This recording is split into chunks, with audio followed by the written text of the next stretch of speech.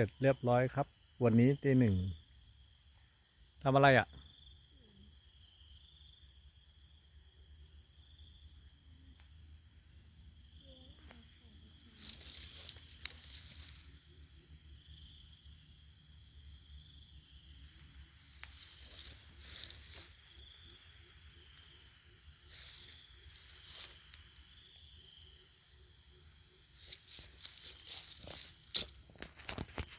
ช่วง5 ทุ่มเที่ยงคืน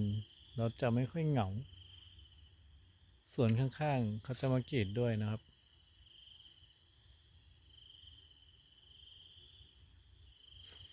เมื่อกี้ฝนลงเม็ดปุ๊บแป๊บปุ๊บแป๊บลงมาหน่อยนึง